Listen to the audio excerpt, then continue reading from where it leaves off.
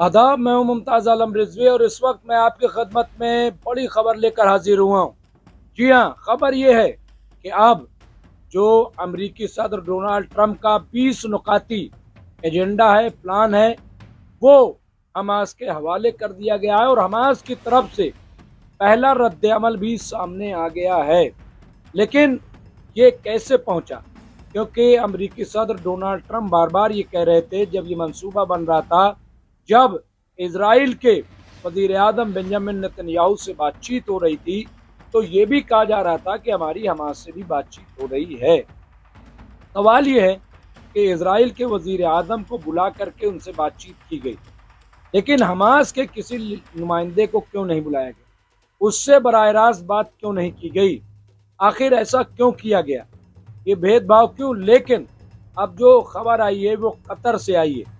Qatar की तरफ से ये बताया गया है कि जो अमरीकी सदर डोनाल्ड ट्रंप का जो जंगबंदी से मुतालिक जो प्लान है वो हमास को पेश कर दिया गया है। यहाँ पे आप देखिए, कतर की वजारत खारजा के तर्जुमान स्पोक पर्सन ने ऐलान किया है कि गाजा में जंगबंदी के लिए अमरीकी सदर ट्रंप का मंसूबा तहरीक हमास के सुपुर्द कर दिया गया है। ये उन्होंने क्या कहा है और देखिए क्या उसमें बताया गया है, और फिर मैं बताऊंगा कि अब जवाब जो पहला रिएक्शन आया है वो क्या है।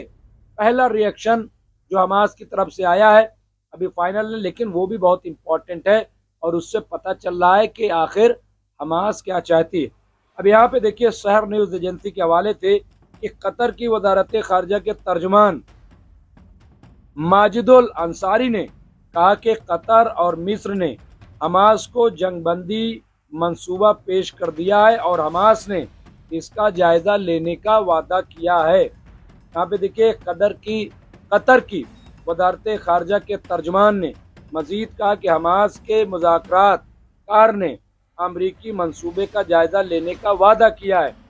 कतर की वजारत खारजा के तर्जमान का कहना है कि जंगबंदी मंसूबे में पहला कदम फरीकैन के दरमियान समझौता है और हमने अमरीकी सदर से जो सुना है उसके मुताबिक नेतन्याहू ट्रंप मंसूबे से मुत्तफिक हैं।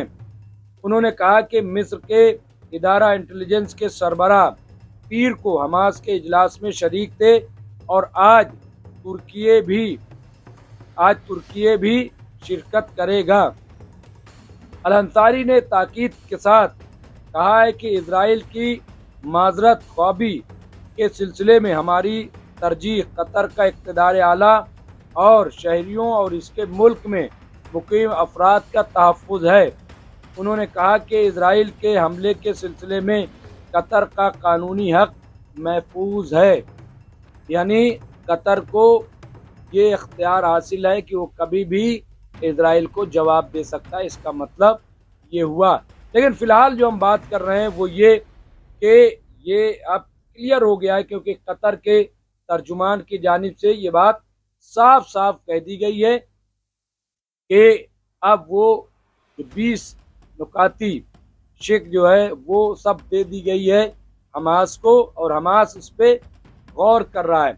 लेकिन पहला जो रिएक्शन आया, देखिए अभी इसका सब ने खैर मकदम किया, तुर्की ने, मिस्र ने, कतर ने, यूएई ने, सऊदी अरब ने, सब ने अरब के फैसले का खैर मकदम किया है और जिस अंदाज से बगैर चूचरा के किया है उससे यही लग रहा है कि अभी भी अमेरिका का तसल्लुत इन अरबों पर है और ये सब अमेरिका के ही सुनते हैं, उन्हीं की बात मानते हैं। और इससे ये जाहिर हो रहा है जो 20 नकाती प्रोग्राम है कि सारा एजेंडा सब कुछ इसराइल का किया धरा है, क्योंकि इसमें हमास को डिसआर्म करने की बात की गई है, हमास को गाजा इक़्तिदार से, हुकूमत से दस्तबरदार करने की बात की गई, दूर रखने की बात की गई है।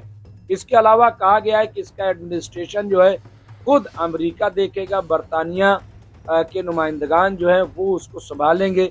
इसके अलावा जो तमाम चैनल है उनको डिस्ट्रॉय किया जाएगा।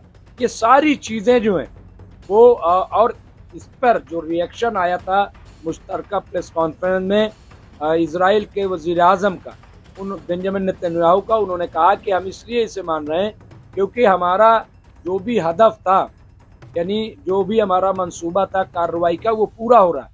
यानी हमास जो है डिसआर्म हो रही है, हमास इक़्तिदार से ख़त्म हो रही है, हमारे सारे यरगमाली छूट रहे हैं और हम जो है वहाँ पे नई हुकूमत बनाएंगे। ये हमारा निशाना था और वो पूरा हो रहा है, इसलिए हम मान रहे हैं।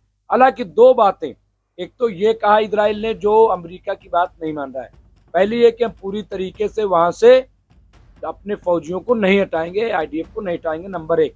जबकि उसमें कहा गया है कि आप ये कोई वहाँ नहीं रहेगा। दूसरी बात उन्होंने कहा कि ये जो दो रियासती हल है ये नहीं होगा।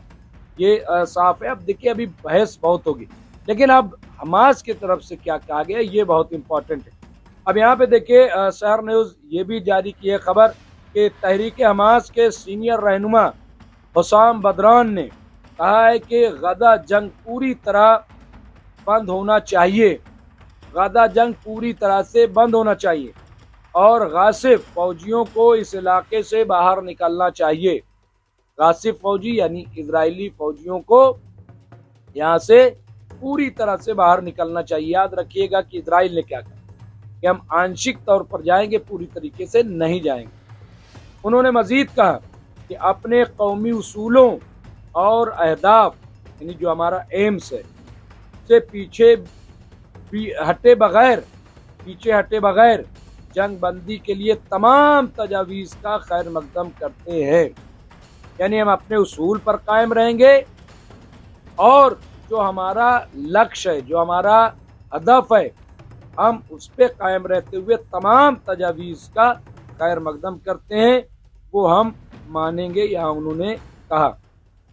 अब देखिए गासिबों यानी इजराइलियों के मुकाबले में हमारी इस्तकामत जायज़ और बैनुल अक़वामी कवानीन के मुताबिक है।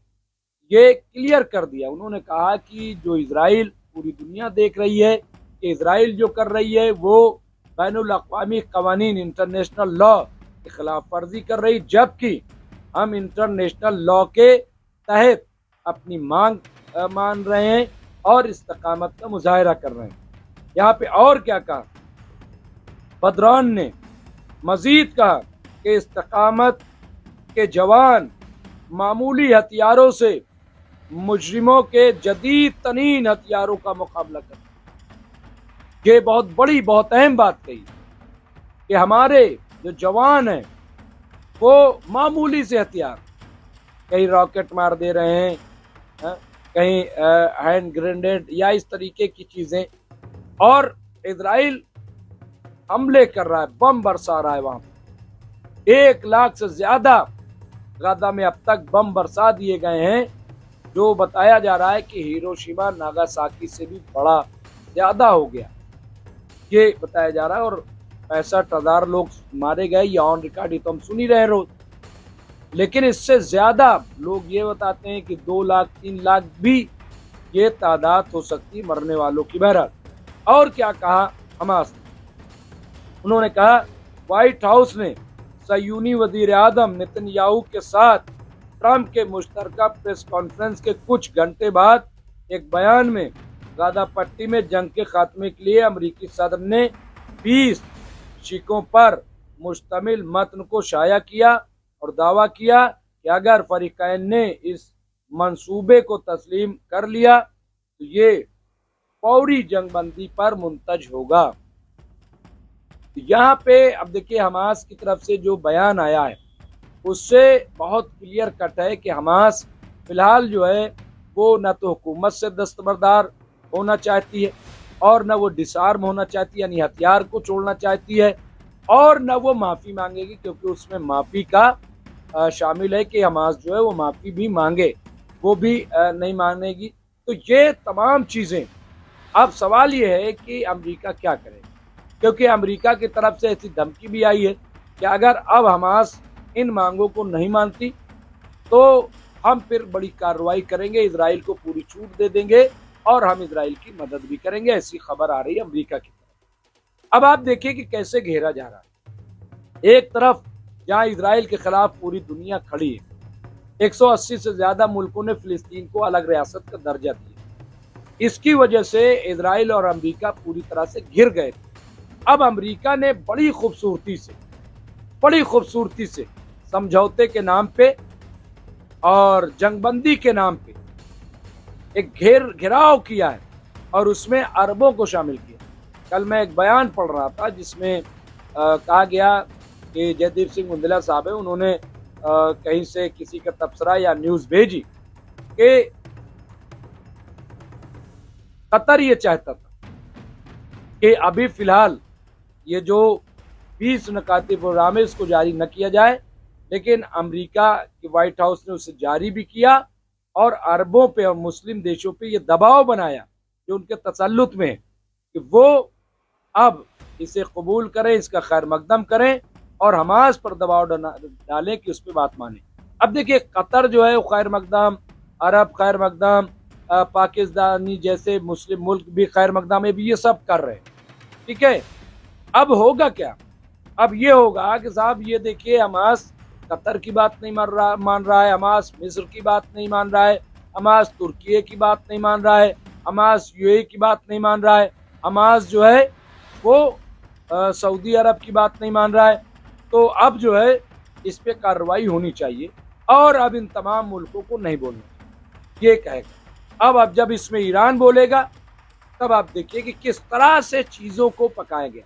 लेकिन मुझे ऐसा लग रहा है कि एक बड़ी जंग खड़ी है और हमास के लोगों ने शायद तय कर लिया है कि भले ही वो मार दिए जाए, उनको लगता है कि मार तो वैसे भी दिए जाएंगे, जब वो डिसआर्म हो जाएंगे तो क्या होगा?